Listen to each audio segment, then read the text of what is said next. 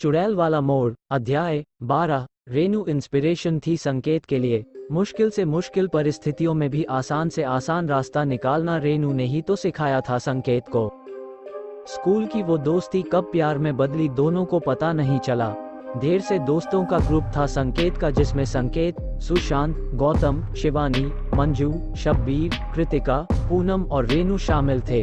दोस्ती इतनी गहरी थी कि संकेत के माँ पापा को स्कूल के बाद बारी बारी से हर दोस्त के घर फोन लगाना पड़ता था। और इन सब दोस्तियों में संकेत और रेनू का रिश्ता इतना स्पॉन्टेनियस था कि कभी दोनों को प्यार का इजहार करने की जरूरत ही नहीं पड़ी। बस धीरे धीरे दोनों एक दूसरे के होते चले गए। संकेत की हर चीज का ख्याल रेनू ही रखा करती थी।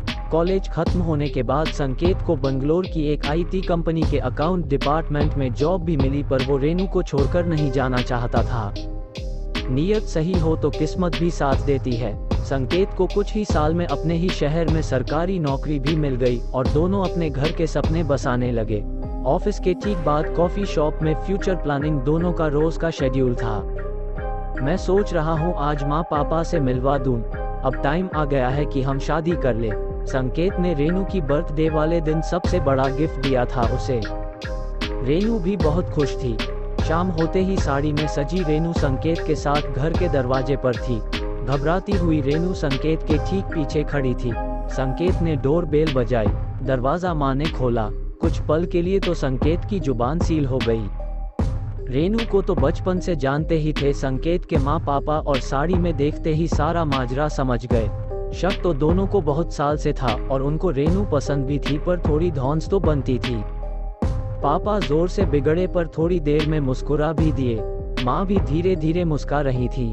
सब मान गए थे। परिवारों की मुलाकात, देख दिखाई, रोका रस्म, सगाई, सब कुछ ही वक्त में हो गया और शादी की तारीख भी तय हो गई।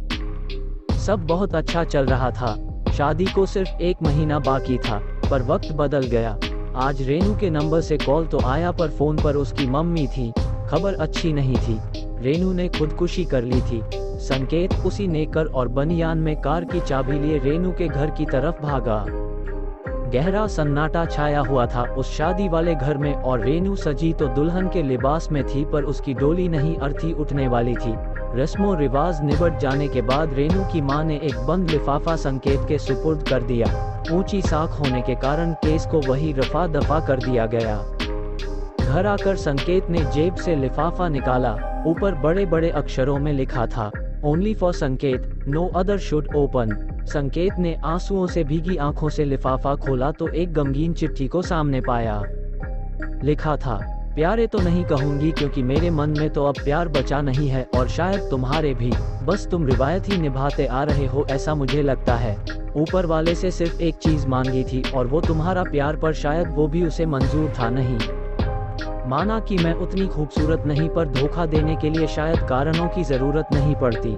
सच जानते हुए मैं तुम्हारी हो नहीं सकती और किसी और का होना कभी सोचा ही नहीं। अच्छा यही होगा कि मैं सबकी जिंदगी से दूर चली जाऊं, क्योंकि परेशानी का सबब मैं ही हूं। रेनू। चिट्ठी खामोश थी और संकेत सदमे में कि किस बेवफाई की वजह से रेनू ने मौत को गले लगा लिया। रेनू के जाने के बाद संकेत ने भी चाहा कि अपनी जिंदगी खत्म कर ले, पर माँ और पापा की जिम्मेदारी के आगे हर वक्त बेबस रहा। सदमा ऐसा लगा कि हर शख्स, हर दोस्त से दूरी बना ली संकेत ने, पर एक इंसान ऐसा भी था जो हर कंडीशन में उसके साथ रहा। वो था सुशांत। वक्त बीतकर आज यहाँ खड़ा था। कहीं इन घटनाओं के पीछे रेनू की आत्मा तो नहीं? संकेत ने एक पल के लिए सोचा। घड़ी पर नजर गई तो रात का 3 बजा था। तभी लिविंग हॉल से किसी के रोने की धीमी सी आवाज आई। संकेत भागा, पर वहाँ कोई नहीं था सिवाय एक सन्नाटे के। यदि आप वीडियो अभी भी देख रहे हो तो प्लीज चैनल को सब्सक्राइब करें एवं वीडियो को लाइक करें। थैंक्स। मिलते हैं अगले पार्ट में, तब तक के लिए बाय बाय।